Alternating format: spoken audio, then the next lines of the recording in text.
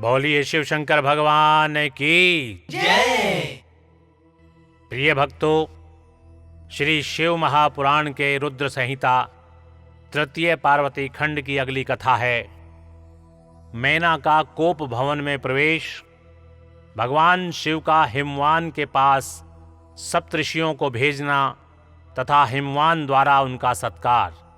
सप्तऋषियों तथा अरुंधति का और महर्षि वशिष्ठ का मैना और हिमवान को समझाकर पार्वती का विवाह भगवान शिव के साथ करने के लिए कहना। तो आइए भक्तों, आरंभ करते हैं इस कथा के साथ 32वां और 33वां अध्याय। ब्रह्मा जी कहते हैं, ब्राह्मण रूपधारी शिव जी के वचनों का मैना के ऊपर बड़ा प्रभाव पड़ा और उन्होंने दुखी होकर पति से कहा, गिरिराज, इन वैष्णव ब्राह्मण ने शिव जी की जो निंदा की है उसे सुनकर मेरा मन उनके ओर से बहुत खिन्न एवं विरक्त हो गया है। हे शैलेश्वर, रुद्र के रूप, शील और नाम सभी कुत्सित हैं। मैं उन्हें अपनी सुलक्षणा पुत्री कदापि नहीं दूंगी। यदि आप मेरी बात नहीं मानेंगे तो मैं निसंदेह मर जाऊंगी।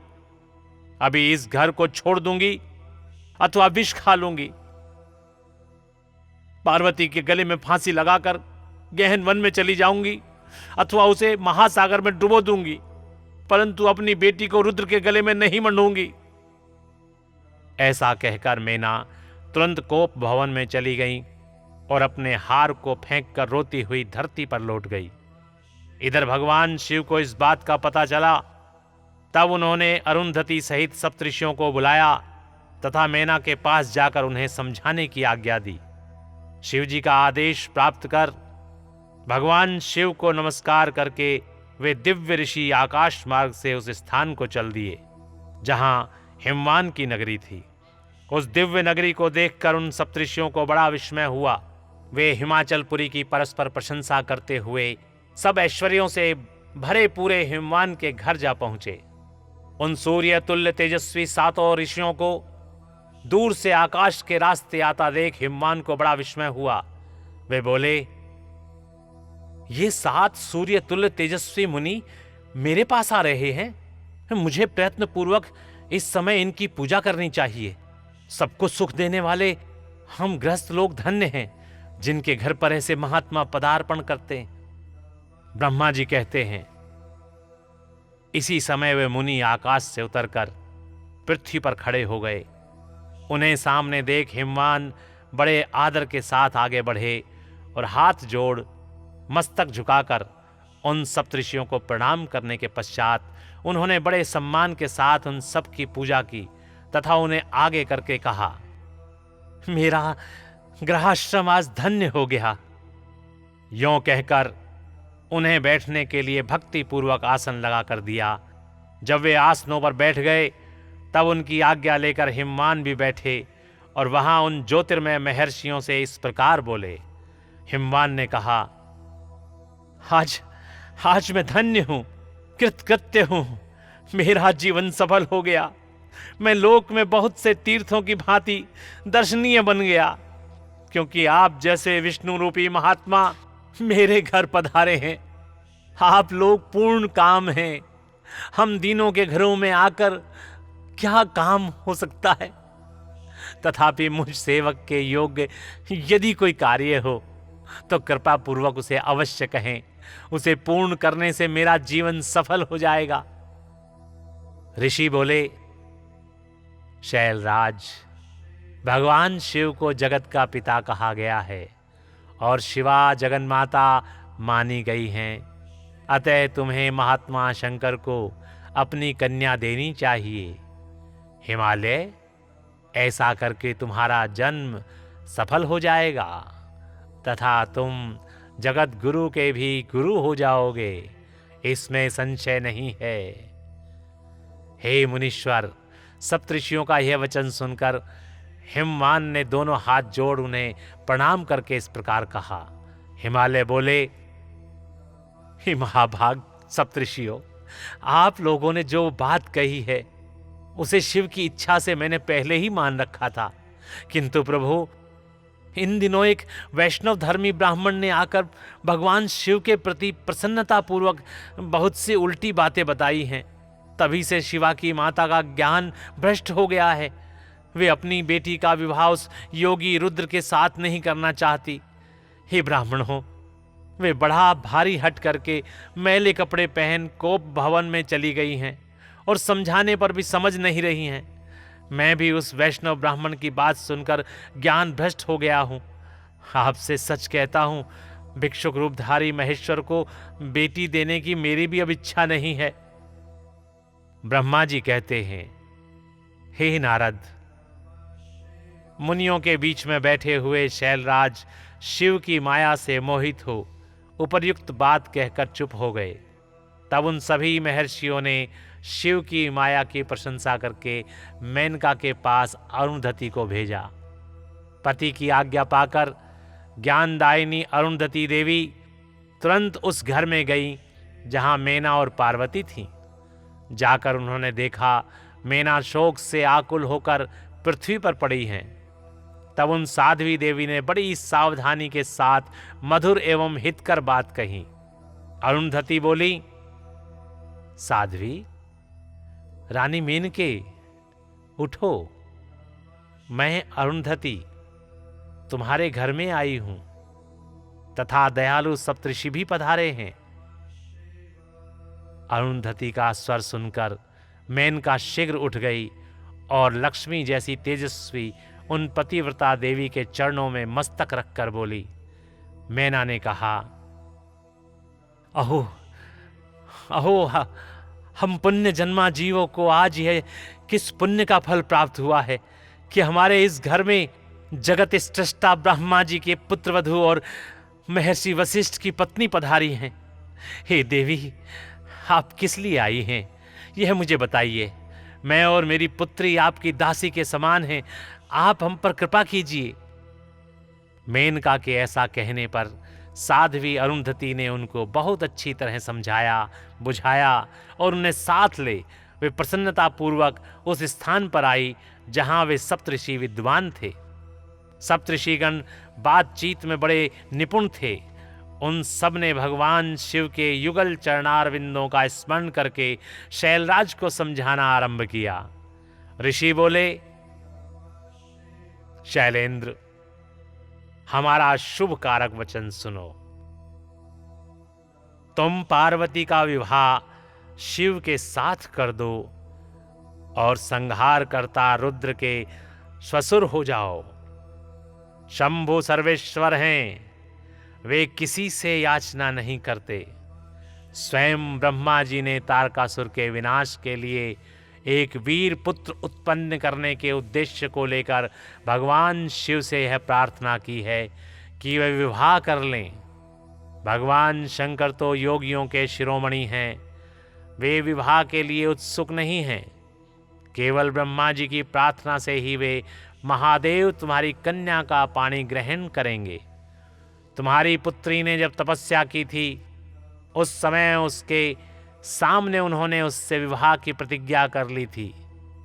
इन्हीं दो कारणों से वे योगीराज शिव विवाह करेंगे।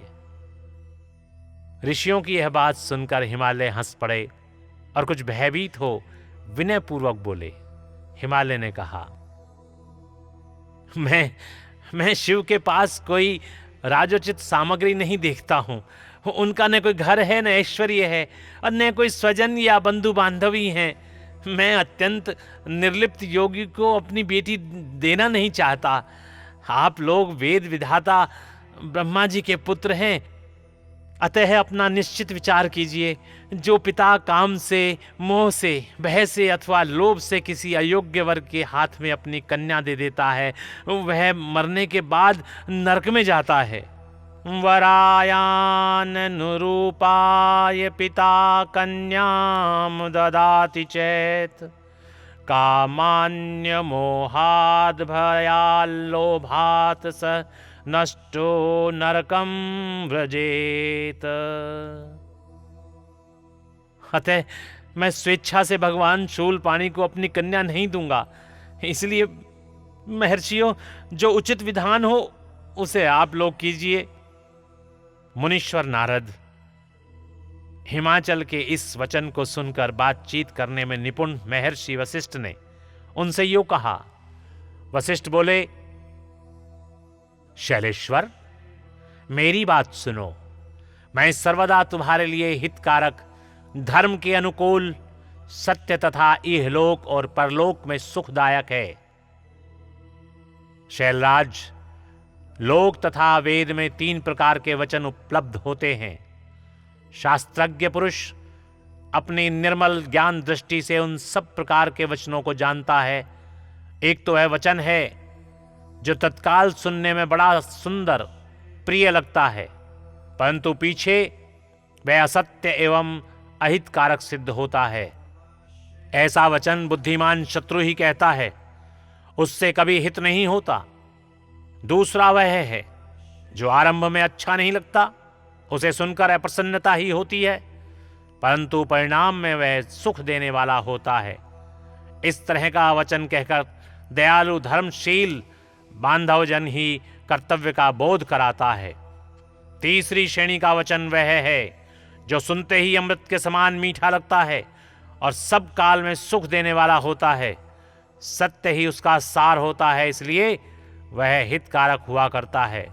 ऐसा वचन सबसे श्रेष्ठ और सबके लिए अभिष्ट है। शैलराज, इस तरह नीति शास्त्र में 3 प्रकार के वचन कहे गए हैं। इन तीनों में से तुम्हें कौन सा वचन अभिष्ट है, बताओ। मैं तुम्हारे लिए वैसा ही वचन कहूंगा। भगवान शंकर संपूर्ण देवताओं के स्वामी हैं। उनके पास बाह्य संपत्ति नहीं है। इसका कारण यह है कि उनका चित्त एकमात्र ज्ञान के महासागर में मग्न रहता है। जो ज्ञान नंद स्वरूप और सबके ईश्वर हैं, उन्हें लौकिक बाह्य वस्तुओं की क्या इच्छा? तुम ही बताओ, क्या इच्छा होगी? गृहस्थ पुरुष राज्य और संपत्ति से सुशोभित होने वाले वर को अपनी पुत्री देता है, क्योंकि किसी दीन दुखी को कन्या देने से पिता कन्याघाती होता है। इसे कन्या के वध का पाप लगता है। ग्रही ददाति स्वसुताम राज्य संपत्तिशालिने कन्यकाम दुखिने दत्वा कन्याघाती भवेत् पिता।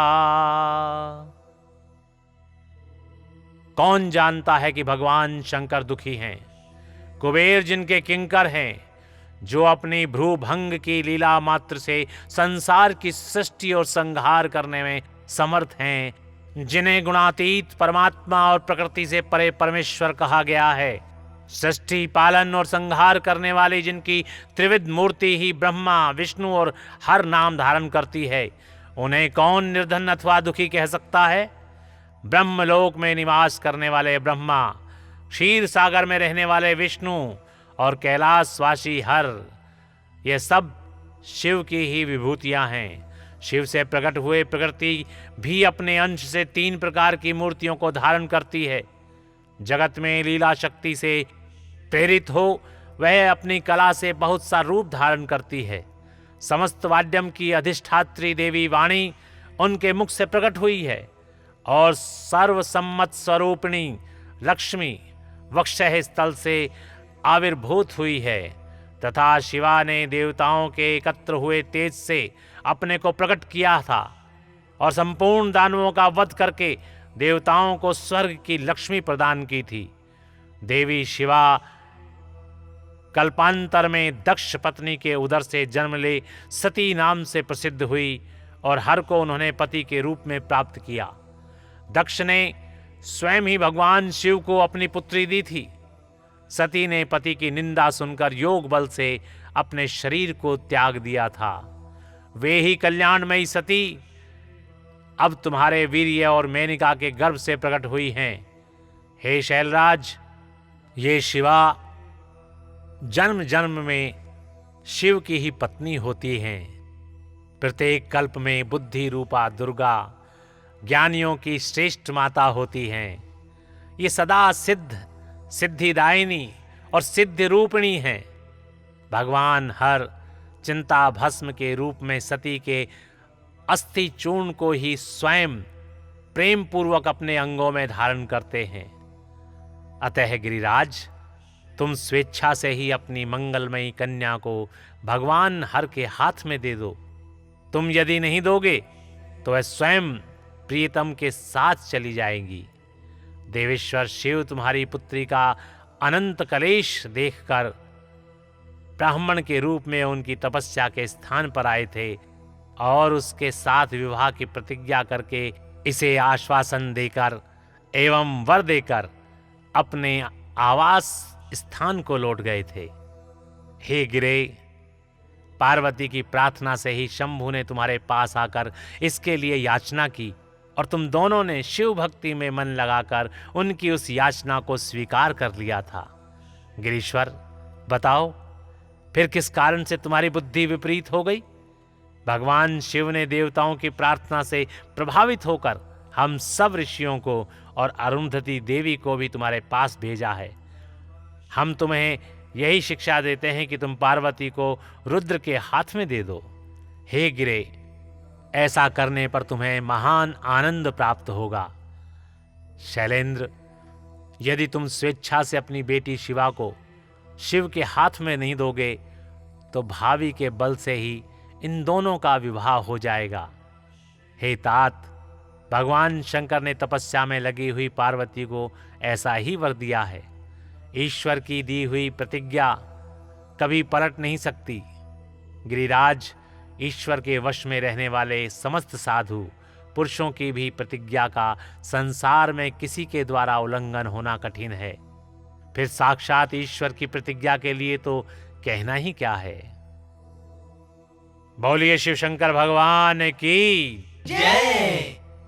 प्रिय भक्तों, इस प्रकार यहाँ पर श्री शिव महापुराण के रुद्र संहिता तृतीय पार्वती खंड की ये कथा और 32वां तथा 33वां अध्याय यहाँ पर समाप्त होता है। बोलिए शिव शंकर भगवान की जय। ओम नमः शिवाय। ओम नमः शिवाय। ओम नमः शिवाय।